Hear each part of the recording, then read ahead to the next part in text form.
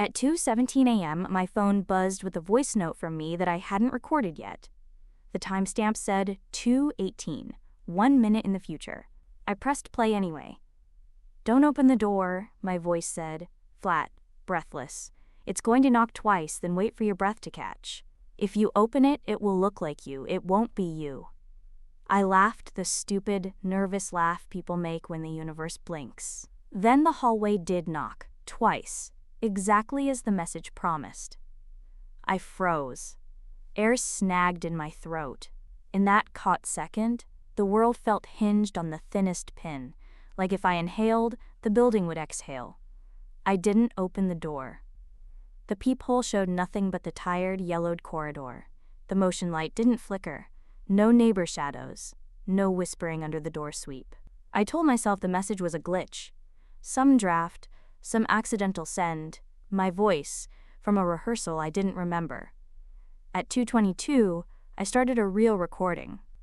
"Whoever's doing this, it's not funny," I said. "If you cloned my number, congrats, you got me for 10 seconds. Now leave me alone." The instant I hit stop, my screen lit again. A new voice note, mine, already queued. Timestamp, 2:23. I hadn't touched record. "You'll think it's a prank," future me said gently. "You'll try to text Mila, but her read receipts will freeze at 2:24, like always. Turn off the kitchen light before 2:25. Trust me." I walked to the switch because not obeying felt dangerous, like stepping off a curb and betting the car would swerve. I clicked the light off. The apartment collapsed into night. From the dark stove, the clock read 2:24, then its digits smeared, stuttered, and returned. Read receipts on Mila went, read 2:24, and stopped there, forever. Something scraped softly along my hallway door, a patient, exploring drag, not a knock, a listening. At 2:25, another message arrived. "Good, now breathe quiet," my voice whispered. "Stand with your back to the fridge, count to 7. When you reach 6, you'll hear it breathe back." I counted. At 6, the door inhaled. I didn't scream, I didn't move. The cold from the fridge bled through my shirt, while something warm turned on the other side of the door, pressing its ear to mine through wood. "We're going to have to make it curious," the voice note continued. "Curious things lean. When it leans, it forgets how to hold the shape it stole." I asked the dark, what shape did it steal? The phone buzzed a minute ahead of my courage. "Yours," future me said. The next morning refused to look like morning. It was the color of coin water at the bottom of a fountain. My phone said 7:10. The window said late dusk. I opened the blinds anyway and found the whole building across the alley doing the same gesture. Hands on cords, faces blank, synchronized like we'd all been told to arrive at a scene and act natural. 3 new voice notes waited, all from me, all stamped 1 minute ahead of my scrolling. I picked the middle one because middle things feel safe. "Don't pick the middle one," it said. "You always pick the middle one. Choose the first. Obey sequence." I cursed and played the first. "There are rules," my voice said, like a teacher who loves you enough to be stern. "Rule 1, if it knows you're listening, it echoes your breath. Rule 2, never echo back. Rule 3, questions feed it. Rule 4, mirrors are doors with opinions. Don't ask them anything." I took a mirror off the wall, not because of the rule, because the mirror suddenly felt like a person who'd been pretending not to watch me live here. I set it face down on the couch. The couch reflected nothing and still managed to look disappointed. The second note. "Downstairs neighbor in 2B thinks she has mice in the walls. She doesn't. At 7:13 she'll bang the broom. When she does, the thing in the hall will flinch and forget your door. Use that window." Right on time, thunk thunk thunk went the ceiling below. The hall light flickered in time with it, a vertebrae of brightness traveling toward the stairwell. I cracked my door. The corridor smelled like wet coins again. I felt gravity tilt, as if the building leaned to hear which door would misbehave. I shut mine. The third note. "You're going to want to search the address. Don't.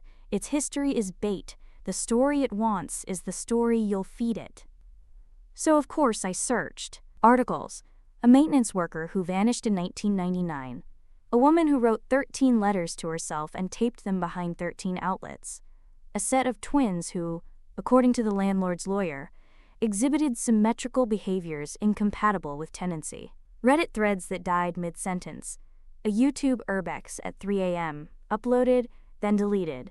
I caught a cached thumbnail. A girl with my posture holding a phone in a dark hallway. I heard myself laugh from the phone. Another note had arrived without my seeing. I pressed play. Curiosity is a door. You opened it. Fine. If we're opening doors, open the utility closet at the end of the hall. The one no one opens because the bulb is always dead. Stand inside. Close it. Count your breaths. I took my keys. The corridor leaned, listening. The closet smelled like bleach that had decided to see other people. I shut myself in and counted. At breath 5, someone else inside the closet counted 6. I jolted the door open and slammed into the hallway.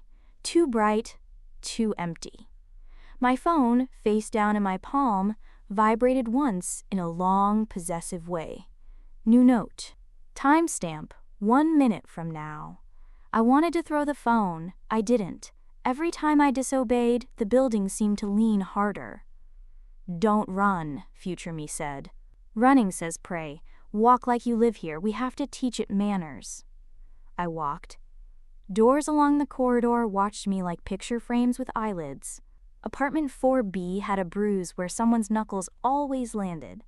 4D, mine, had a faint smudge at forehead height that I didn't remember making. I touched my head, warm. The smudge came away on my finger like I was borrowing from it. A fourth note chimed. I didn't press play. I waited. Petty, stubborn. The hall sighed with the patience of a teacher waiting for a student to accept the chalk. The elevator opened without being called. Nothing inside except that strange coin water light, rippling across metal. The display said B when there was no basement. The door stalled, asking. Don't give it your weight, my voice advised from the speaker I hadn't touched. Not yet, make it follow instead. I backed toward my door. Behind me, a mirror on my entry table, forgotten, caught my outline and kept it, like frost keeps a leaf's veins. My outline did not move when I did. Rule 4, I thought. Mirrors have opinions. I flipped it down. Glass met wood with a small throat sound. My phone buzzed again and again, a nervous insect with my face. 5 notes queued, all 1 minute ahead, as if I were about to become busy. I clicked the newest. You're going to hear your mother call your name from the stairwell, future me warned. It isn't her, it learned the vowels first, it's greedy with vowels. Lena? My mother's voice floated up, perfect and careless. Lena, open the door, baby. My knees almost forgave gravity.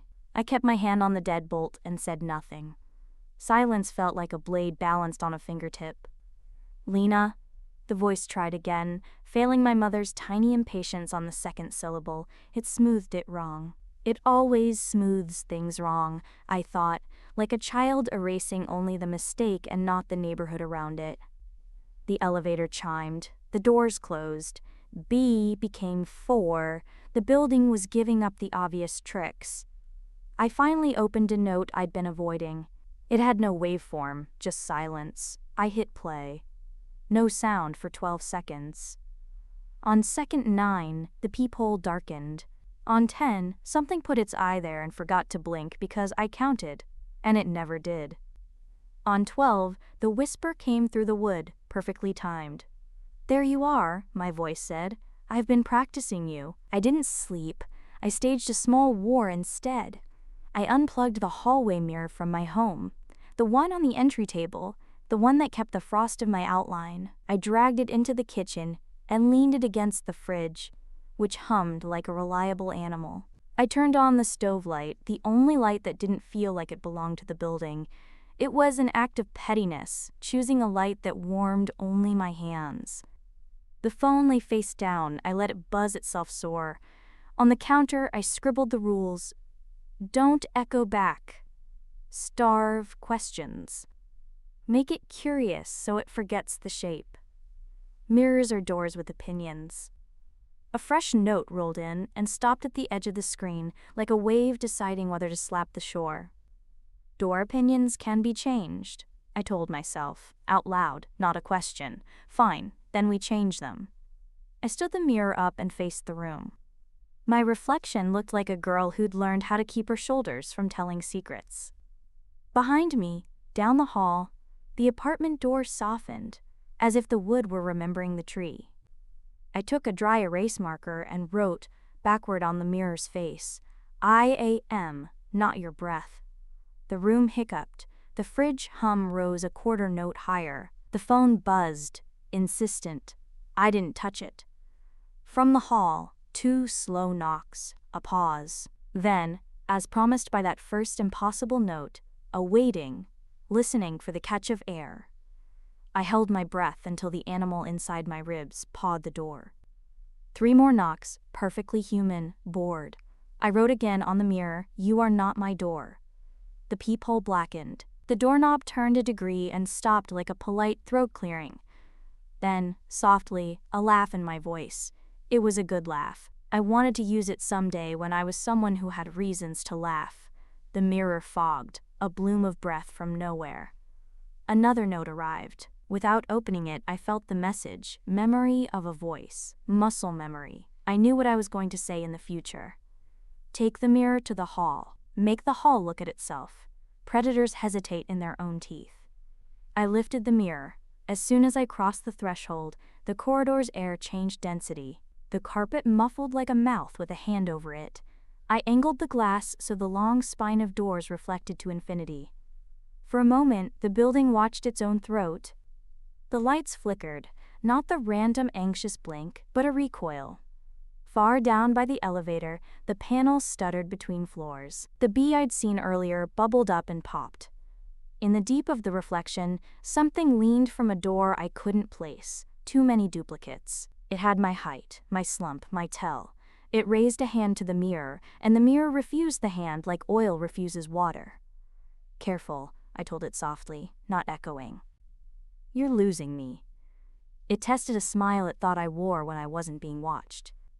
Behind the reflection of me, another me waited, and another, each off by a breath. I smiled wrong on purpose. They flinched. The notes stopped coming at 3:03, like something had punched a clock. The quiet had authority. I set the mirror back inside, sat on the floor with my back to the fridge, and let the phone rest in my lap like a cat I didn't trust. When the last note finally appeared, stamped 3:04, I knew it mattered. The waveform was longer, the line jittering like someone trying to draw steady on a moving train. I pressed play. We're going to end this, future me said, tired and awake in the same breath, not by closing a door, by opening the right one at the wrong time. I waited for the trick, for a code, a number, a saint's name to hold in my teeth. The note continued. Every copy wants stage time. We starved it of cues, so it grew its own. That's why the building rehearses us. Because it wants applause. We won't clap, we'll cut the audience. How? I asked, then bit the question back. I'd fed it. I'd broken rule 2. The corridor leaned, interested. You will give it what it hates, the voice said. You will mean it. Tell the mirror the truth it can't imitate. The mirror waited, patient as a lake. I stood before it, the dry erase words hallowing my face backward. I am not your breath. You are not my door. The hall knocked, twice. My breath tried to catch. I strangled it. I leaned to the glass and said, very quietly, each syllable like something I could lose, I am not a performance. The apartment paused, like a program hitting an instruction it didn't recognize. Outside, the elevator dinged and forgot what floor it was. The peephole lifted. No, that was my eye remembering it had a lid. The building tried one last trick, my mother's voice, breaking slightly on the second syllable. Lena. I am not a performance, I said again, louder, and for once I didn't sound like a recording I'd send to prove I existed. I sounded unrepeatable. The mirror did something I have no word for. It didn't crack, it didn't ripple, it lost interest. Door opinions changed. The reflection refused to keep me unless I gave it something back, and I didn't. The third time I said it, the hall exhaled and never found the inhale. The leaning stopped. The building lost its tilt and became just a building. A bag of rooms, a spine of doors, a tired light. No more notes arrived. Days later, I scrolled our thread anyway, greedy. At the very top, above the first message, something new had appeared with an older timestamp, as if the origin had rewritten itself. A voice note I never recorded, dated a week before I moved in. "If you're reading this," my voice said, "you made it. You opened the wrong right door and closed the right wrong one. Congratulations. Now delete the thread before someone else hears it and thinks it was meant for them." I hovered over delete. I thought of the cached YouTube thumbnail, the girl with my posture. I thought of mirrors with opinions, of doors that listen, of applause withheld. I didn't delete it. I'm sorry. Because if you're hearing this now, and it sounds like your voice, I think we just gave the building a brand new audience.